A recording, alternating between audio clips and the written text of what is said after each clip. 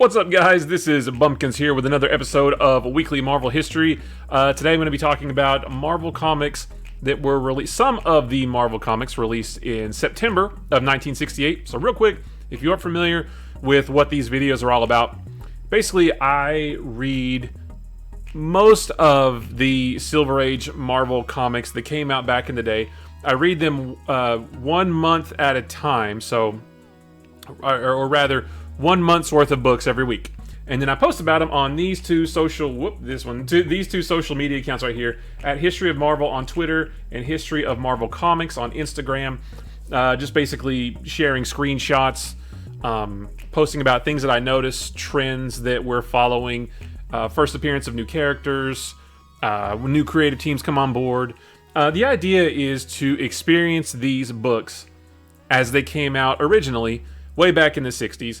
But instead of experiencing them a month at a time, we're doing it a week at a time. So last week I talked about comics from August 1968. Next week we'll be doing October 1968. This week, like I said, we're going to be doing comics from September 1968. Those comics being Amazing Spider-Man number 64, Daredevil number 44, Iron Man number 5, Captain America number 105, The Incredible Hulk number 107, Avengers number 56, and then Avengers Annual number 2, which kind of sort of forms a two-part story there, which is pretty cool. Fantastic Four number 78, Captain Marvel number 5, and Nick Fury, Agent of S.H.I.E.L.D. number 4. So we're going to start off with Amazing Spider-Man number 64, and I'm going to try not to get too down in the weeds of these books. I just want to give you an overview as to what the stories were, because I don't want this to be like an hour-long thing, and we've got a lot of books to cover. So let me jump into it. Amazing Spider-Man 64. This is the continuation of the story we read last issue, where Adrian Toomes, the original Vulture, who we still haven't heard him referred to as Adrian Toomes yet, I don't think, he went out for revenge against Blackie Drago, who became the second Vulture. Blackie left Adrian Toomes in prison to die, thinking he was going to die. He went and got Adrian's Vulture suit, and last issue was actually a lot of Vulture on Vulture action, with some Spider-Man thrown in for good measure. Adrian Toomes, original Vulture, was able to beat Blackie, and now he turns his sights on Spider-Man. And to make matters worse, Spider-Man has a hurt shoulder, so he's not at 100%. He had a fall last issue, hurt his right shoulder real bad, you can see there. But this issue is basically the Vulture versus a hurt Spider-Man. That's the whole thing. One subplot that we do get here, though, is, a couple of them. Robbie gets hurt a little bit, and even though Jonah is watching this whole fight, as you can see here, he blames Spider-Man for the whole thing, tries to actually help right there, that second panel. He actually tries to help the Vulture defeat Spider-Man. Of course, he doesn't do such a great job at it. Real quick, Mary Jane gets a new haircut, and it is not good. And I can go ahead and tell you, she has it next issue too, and it needs to hurry up and go back to normal.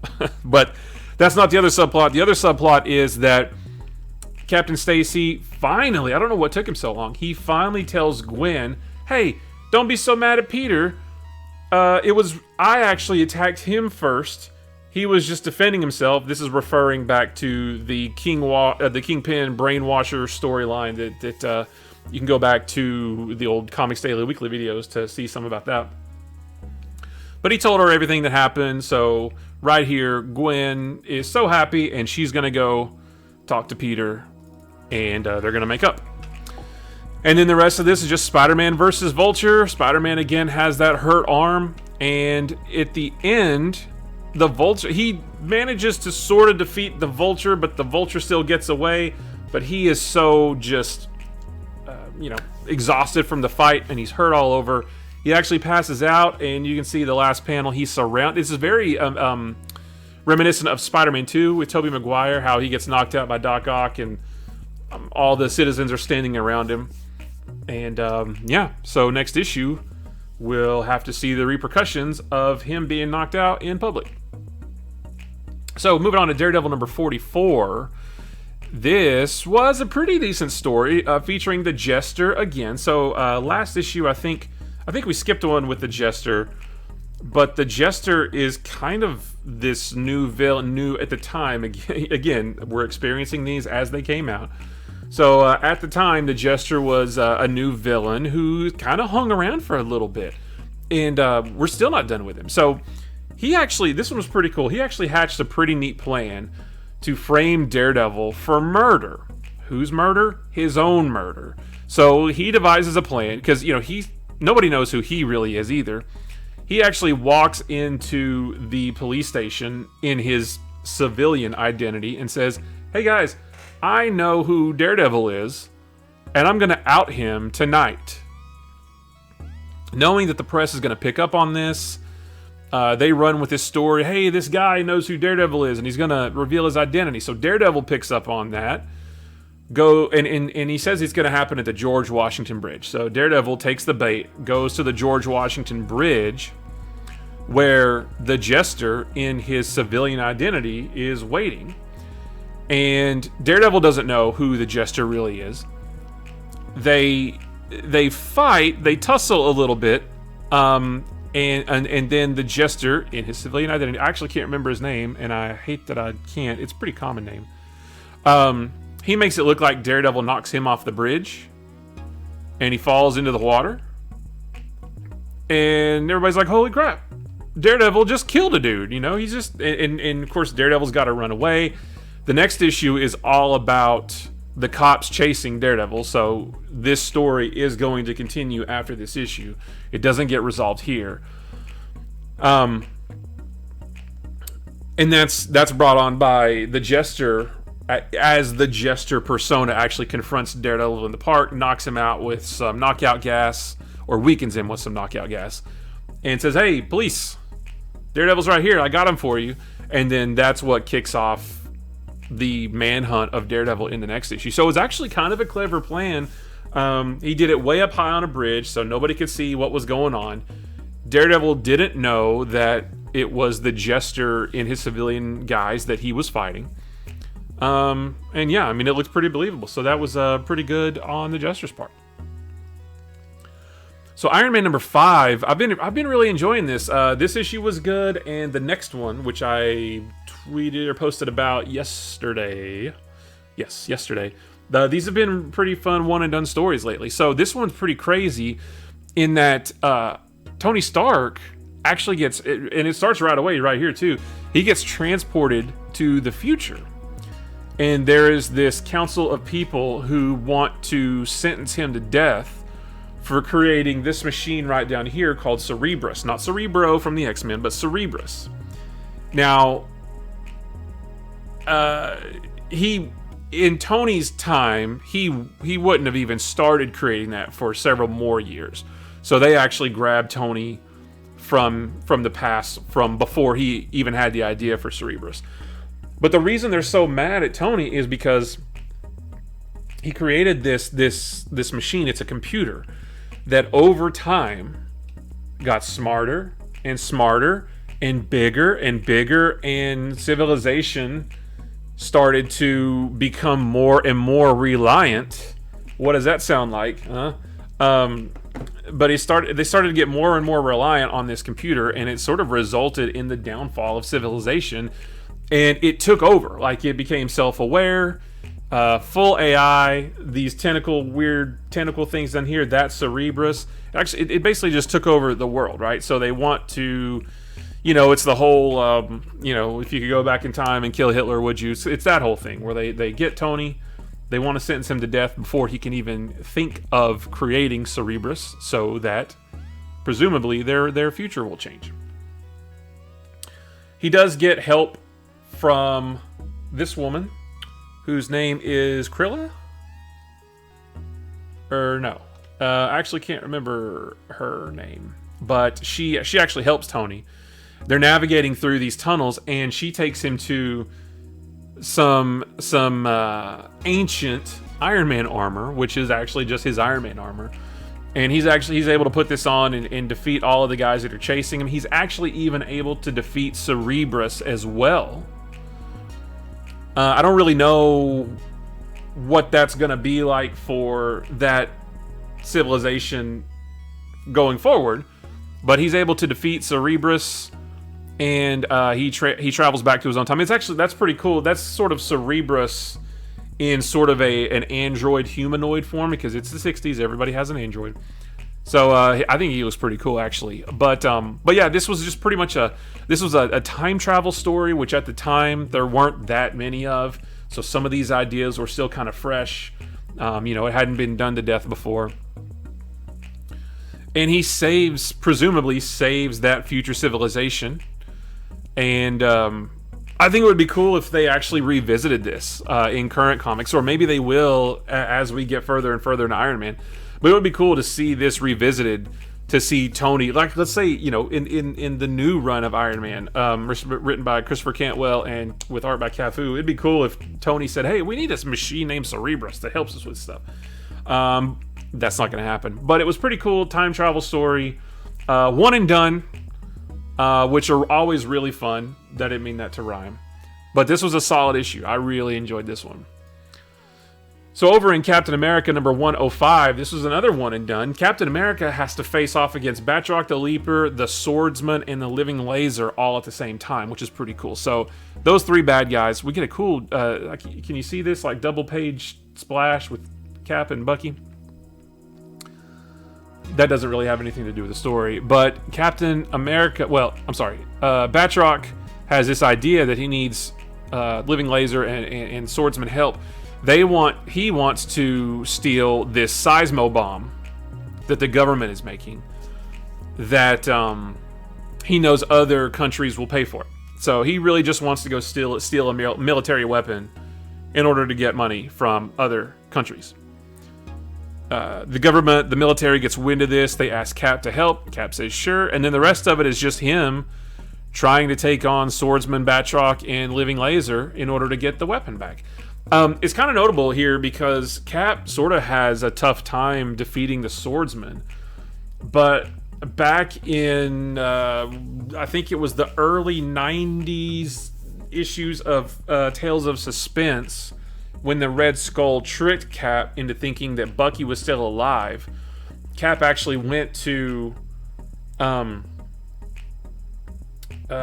Red Skull's island, and Swordsman and Power Man were both there waiting for him, and Cap wasn't having it, and he just made short work of both of them. And then now I guess he was super motivated, whereas now he's only kind of motivated. So Swordsman kind of gives him a run for his money. He puts him down. He deals with the Living Laser as well.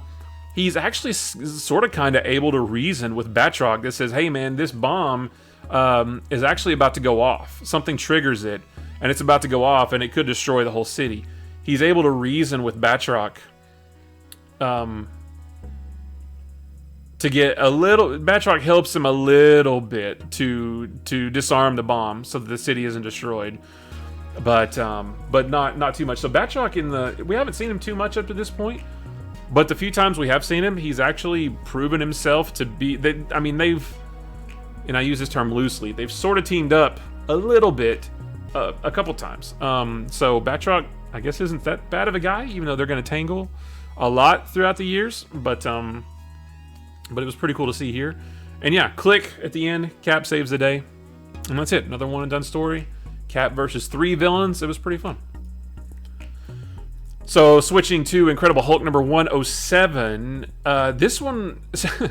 So last issue was kind of interesting because last issue continued the story from the issue before about the Hulk versus this radioactive Cro-Magnon man. But that's the story of last issue. About half of the issue is that story. But then it sort of evolves into this other story about this Russian version of S.H.I.E.L.D. headed by this guy named Colonel... shoot, I can't remember. I just had it. I'm having a brain freeze. I can't remember. Colonel... this guy right here. Bevlov. Yeah, that guy. He's sort of like the Russian version of Nick Fury. Well, they capture the Hulk and the Cro-Magnon man. But the Hulk's able to bust out. The Cro-Magnon man actually explodes and brings their quote-unquote helicarrier down. So this issue starts with it continues. This issue starts with the continuation of that story. You can see here that organization is chasing the Hulk. He's got a kid with him. Nick Fury's involved. Nick Fury and S.H.I.E.L.D. are involved now. All these guys are chasing the Hulk. Hulk just wants to be left alone. See, this is why I've really been enjoying these old Hulk issues, because they are so simple.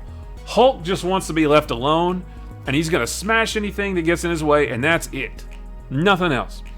So he's on the run from these guys.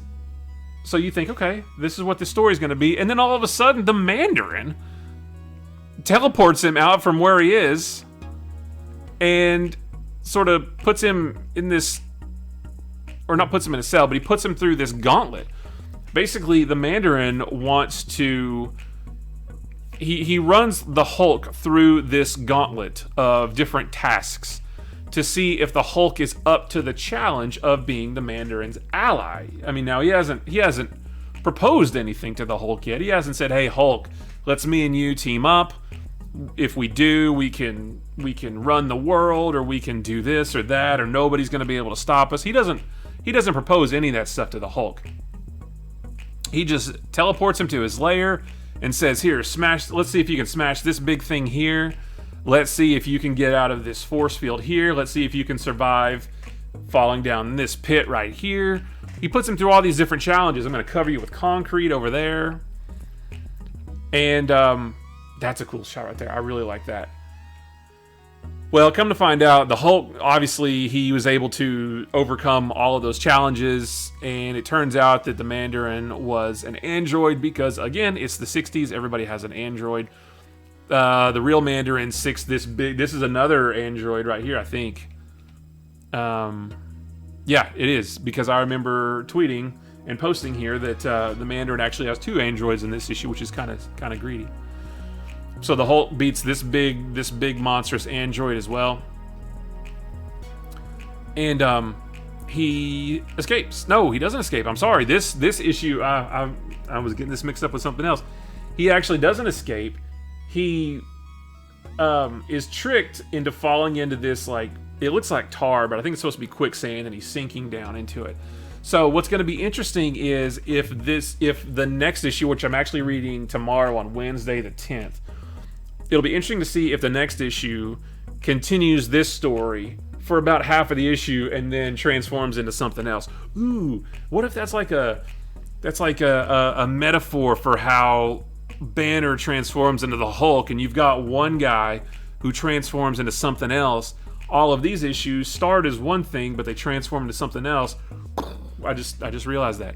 But one thing I really liked about this issue too is that I've always thought it was cool. Stories were cool that feature a hero and a villain who aren't normally associated with each other, but fighting.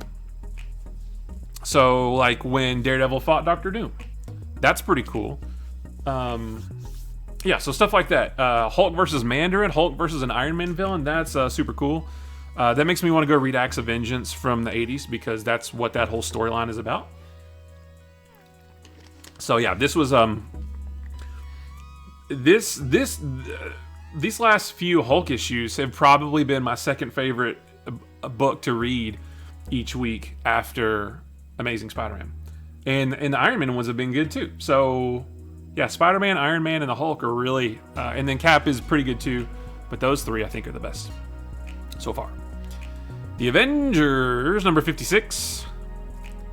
This one is all about, well, we get another sort of time travel story here. So Captain America in this issue, well, let me back up. We haven't seen Cap with the Avengers for a while, and he calls the Avengers for help. He's actually in this castle, and he's starting to have these thoughts that, maybe Bucky's still alive. I didn't see a body. I actually didn't see him die. I plunged into the freezing cold waters before I saw anything. Well, he saw the explosion, but he's starting to have these feelings that Bucky could be alive. So, this is Doom's castle. That's what he's doing here. He's actually in Doom's old castle, and they're going to use Doom's time platform. You can see right here. That's what this big yellow square is. They're going to use Doom's time platform to go back in time to the day when Cap and Bucky were fighting Baron Zemo, so that Cap can see what really happened. Now, Jan is at the controls right there, and I mentioned that because it's going to be relevant in a minute. But they go back in time in a way to where they can't affect anything. So that's why they look sort of translucent there. They can see what's going on, but they can't affect anything. And nobody from back in the past, like Zemo and those guys, they can't see the Avengers there either. So they are there just to observe, right? So a lot of these action scenes that we see here are actually Cap and Bucky from World War II fighting Zemo. So we get to see sort of what led up to Cap and Bucky trying to disarm that bomb, which led to Cap getting frozen and Bucky getting killed. Right here, Jan starts to fall asleep and actually hits a button that basically finishes their transfer into the past, which makes them solid, and everybody realizes that they're there. I gave Jan a really hard time about this on Twitter, History Marvel. So keep that in. Let's put a pin in that because we're gonna come back to that whole little plot line right there. So, but because she falls asleep, they all materialize right here. You can see them materializing in the past. And then it becomes a conundrum of, well, do you change the past because you don't, do you try to save Bucky because you don't really know how that's going to affect the future? We see the Avengers sort of fighting some World War II goons. I guess they're Nazis. I'm not really sure if they're Nazis or not. But they start to get transported back to their time again. But Cap isn't able to really alter the outcome of what happens to Bucky. You can see right, that's the famous panel right there. Cap falling off, Bucky hanging on, and then Cap falling. No. So he's not able to change the past that much. So, but he is able to get the closure that he needs to say, okay, yeah, Bucky did die. I don't know how he's able to ascertain that because he still didn't really see much more than he did when he fell off the first time. So, but another time travel story, which is continued into Avengers Annual number 2. So when the Avengers come back, right here, they're walking down the street and everybody's looking at them like, who are these guys? What's going on? Nobody recognizes them. They go to Avengers Mansion and see, hey, wait a minute, what are you guys doing here? Well, except for maybe Hank and Jan. You guys haven't been Avengers for a long time. Why are you here? Well, it turns out that their actions in the past sort of influenced the future. And the Avengers, the original Avengers, stayed the original Avengers with a twist. So we find out that this mysterious being right here, the Scarlet Centurion, actually contacted the original Avengers. And this is where the story gets a little ridiculous. He contacted the original Avengers and said, you've got to trust me. I'm from the future. And you guys have the potential to right all of the world's wrongs. But you can't do it because there's an imbalance of people with powers and abilities. Basically, you Avengers need to be the only ones with abilities, and anybody else that has them, you've got to rebalance that basically by taking out all of the other heroes with powers.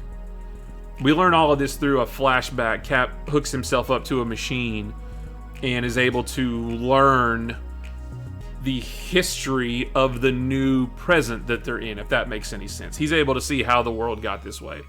So we get flashbacks of the Avengers, the original Avengers, taking out the Fantastic Four. Let me see if I can find that. Here it is, right here. Let's just focus on this super quick, because I'm not doing a good job explaining that.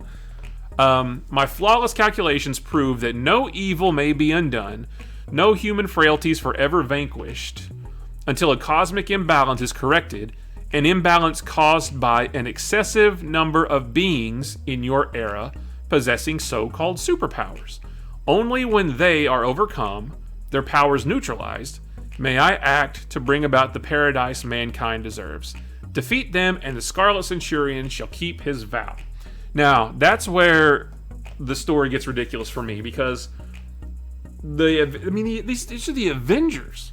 And this mysterious being from out of nowhere says, hey, I need you to take out all the other superheroes and then good things will happen. And the Avengers say, okay, sounds good. So we get flashbacks of the Avengers taking out the Fantastic Four, taking out Namor, the X-Men, Doctor Strange, Nick Fury, and S.H.I.E.L.D., and Daredevil, and Spider-Man. I miss Spider-Man. So that's basically all the heroes that existed at the time, and we get this cool double-page spread, because they then go knock out all the villains. So I don't know why they are able to do this so easily in this, but every time they meet with any heroes or villains, they always have a lot more problems with them. But the Avengers do what they said, and they wipe out all the other beings with powers, both hero and villain. So then the current Avengers say, well, this isn't cool. We got to go stop the original Avengers. So of course, because it's a Marvel comic, it's heroes versus heroes. And I know that's a comic book trope for anybody, heroes versus heroes. But Marvel just loves heroes fighting heroes. I wish I loved anything as much as Marvel loves seeing heroes versus heroes. I love my son, obviously, but Marvel really loves heroes versus heroes. So they split up into teams, and they try to divide and conquer with the Avengers. We get a cool Cap versus Thor, which is pretty neat. And then, of course, Hank and Jan take on Hank and Jan. And the current Avengers are able to defeat the original Avengers. And they are able to build a machine that sends them back to their own time or their own reality, I guess. It basically fixes everything. It's all hand-wavy magic, and it fixes everything. They do take on the Scarlet Centurion. He materializes. Once they defeat him, the Watcher shows up and says, well, hey, as the Watcher, I cannot interfere. But now that you're done, I can tell you what happened. And it turns out the Scarlet Centurion is the Pharaoh Rama-Tut, who we've seen in some of the earlier issues of Fantastic Four. Maybe he popped up in Avengers, I'm not too sure.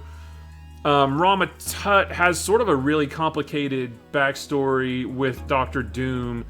Rama-Tut actually ends up becoming Kang the Conqueror, who is the master of time. So that's how he's able to do all this timey-wimey stuff. So it was kind of neat, but it's more Avengers versus Avengers, heroes versus heroes. The whole premise of some random figure telling the Avengers to go take out all the other heroes, and they do it just on a whim, on blind faith. That was a little bit far-fetched. So it was fun, but I was glad to be done with it. So we're going to move on to Fantastic Four number 78. So we're done with all the Microverse stuff. We're done with Silver Surfer and Galactus. We're done with Psycho Man. This is a brand new story. Reed finally is able to figure out the formula, or the fix, if you will, for turning Ben back to normal. Now, I got really mad on Twitter about this because Ben throws yet another pity party for himself. He says, I need to go see Alicia now that we're done with all that Psycho Man stuff. Nah, what's the point? She probably latched... Imagine reading this in the voice of Eeyore. She probably latched onto someone else by now. What does she need with a walking freak show like me? even though multiple times Alicia has proclaimed her love for Ben, and she says, Ben, I love you the way you are. There was one time where Ben had the opportunity to become normal Ben permanently, and he chose not to, because he said, actually, Alicia likes me better this way. I'm not going to change back to normal. And then now he keeps doing stuff like this every 10 issues or so. He has a pity party and says Alicia's probably out with somebody else because she doesn't want to be with. It's ridiculous. It's so annoying. And Johnny is trying to lift his spirits, but Johnny actually kind of recognizes too that, man, he's on one of his downer trips again. He's being a Debbie Downer. So Reed actually, like I said, he figures out what needs to happen in order to turn Ben back to normal, and he actually does it. Now we get a little bit of this too. So while Ben and Reed are doing their thing, the Wizard is back, and he's more powerful than ever. He's got these new gauntlets. I don't know what it is about the Wizard, but I like him. I like the Wizard. I like the Frightful Four. Now, we don't get the Frightful Four in this issue. It's just the Wizard. But keep in mind, see how big his hands look? That's not just perspective. Those are actually like powered gauntlets that give him new powers. I think the Wizard's cool. I don't know why. I like him. So right here, cover your eyes. It's working. Reed is zapping Ben back to normal. And there he is, right there. Look at that handsome fella. Well, that's good, except for the fact that right at the same time the Wizard attacks, shoots Ben directly in the face. Ben dies instantly. That's not true, but but that would be funny. Oh, good! After all these years, I'm finally back to normal. Zap right in the face, and he dies. That would be hilarious. So the Wizard, more powerful than ever, attacks the Fantastic Four, who are now without their strongest member and are also without Sue because, remember, she's pregnant. So it's just Reed and Johnny versus the Wizard. And the rest is them fighting the Wizard. Ben tries to help, but he's just a regular human now, so he doesn't stand much of a chance. They are actually able to stop the Wizard. Well, kind of. They stop him. They trap him, and they stop him and get his gauntlets off, but he manages to escape. So basically, they're able to hold off his attack. They survive. Big shocker. But then it ends with a conundrum on Ben's part of, oh, shoot, well, you guys didn't fare so well when you didn't have your strong guy, so what do I do? Do I stay Ben, or do I revert back to the thing? And that's where we're left. So we all know what happens eventually.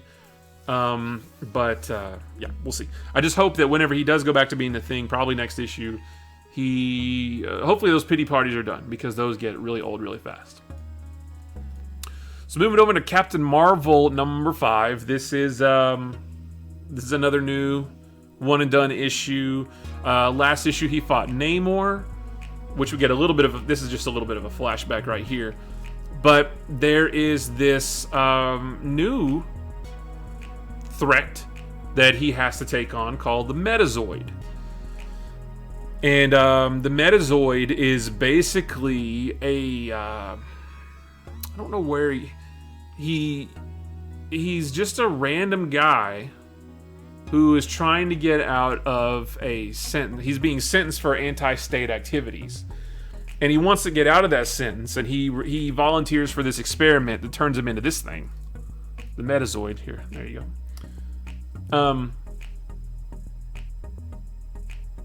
And I don't know where he comes from.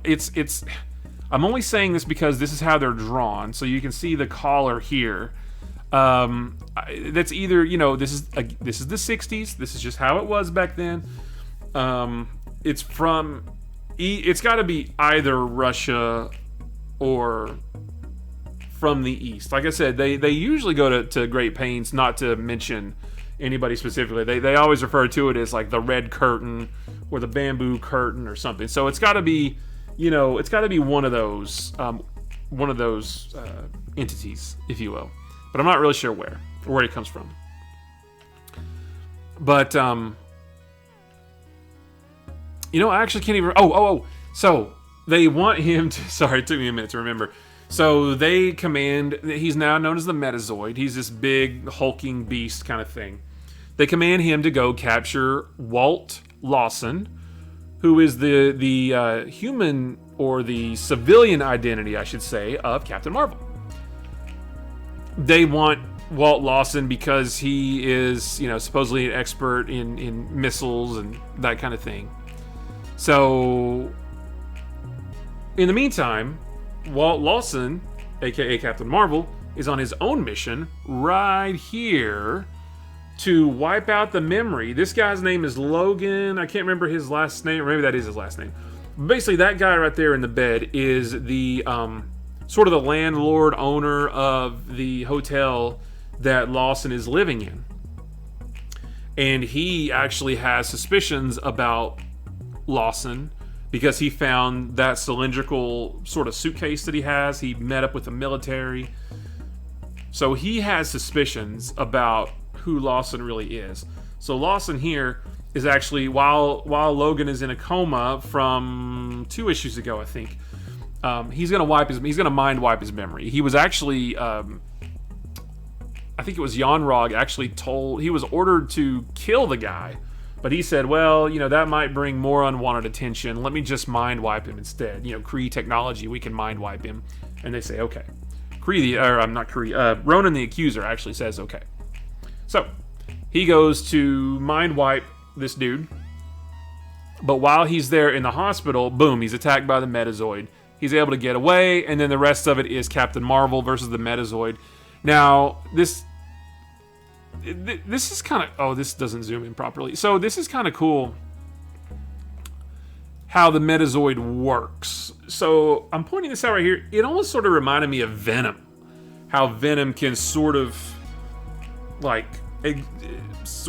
expel tendrils from his body and sort of get you wrapped up, right? That's kind of what that looks like to me. That's I kind of think that's neat. I found the Metazoid to actually be kind of cool in this. I would like to see more of him. But they fight, and it's kind of ridiculous because the way Captain Marvel defeats the Metazoid is by blasting him with an X-ray that looks like a freaking laser. What? What is this? He says, I've got him in front of the X-ray. I'm gonna hit him with it, and that's an X-ray. That doesn't look like any X-ray I've ever gotten. But that actually makes that poor guy explode right here. Oops. And that's how he defeats the Metazoid. Afterwards, he is able to successfully mind wipe Logan, not Wolverine Logan. That's why I hate that I can't remember his full name, because every time I say Logan, I think I'm talking about Wolverine. And he gets away, and that's it. So basically just Captain Marvel versus the Metazoid, one and done. I don't think we're going to see the Metazoid again. But I am interested to see the results of Logan's mind wipe. Does that make Captain Marvel a little bit more bearable, because he's always worrying about that. So it was fun. It was very average. Nothing to write home about, in my opinion. And then the last issue we have is Nick Fury, Agent of S.H.I.E.L.D. number 4, which it's going to be super easy to talk about this issue because this one is not written or drawn by Jim Steranko. And it's new artwork for this issue, but the whole thing is a recap of Strange Tales number, I believe it was 135. Which retells the retells the debut of Nick Fury as the director of S.H.I.E.L.D. I'm going to check that 135. Yeah, 135. Strange Tales number 135 was the first appearance of S.H.I.E.L.D., the first appearance of Hydra, the first time that Nick Fury, or it was when Nick Fury became the director of S.H.I.E.L.D.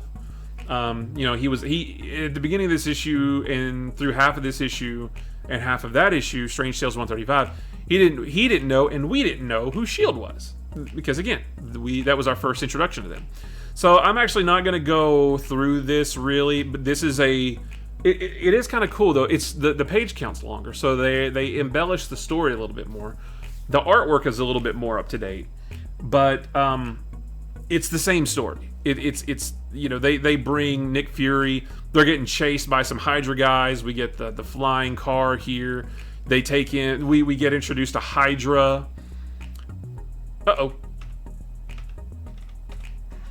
Well, all right. Comixology isn't loading for me, I guess. But oops. Let me see. Oh, well, wait a minute.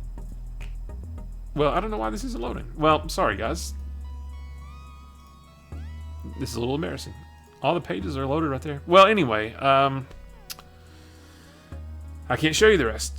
But it's the same story from Strange Tales number 135, and I actually don't even remember. Here, let me go back to. Oh wow, that's really yikes. Same story though. We get introduced to Hydra. They manage to seek a Hydra spy onto the SHIELD helicarrier. Nick Fury recognizes him, stops him. There's a bomb. He throws it out of the window, which is the first scene which is the first shot we get of the helicarrier flying in the sky. Up to that point, in Strange Tales 135, we had never seen that. That again is what's told here. So again, this is just a complete retelling of Strange Tales number 135, the debut of Nick Fury as the director of SHIELD, also first appearance of SHIELD and Hydra. And that is it, guys. That is everything that I read that came out in September of 1968. Obviously, there were more titles that came out, Thor and X-Men and Submariner, those kind of things. But I'm not reading everything because that's plenty. And I think this week there's even more to read than this. So, yeah.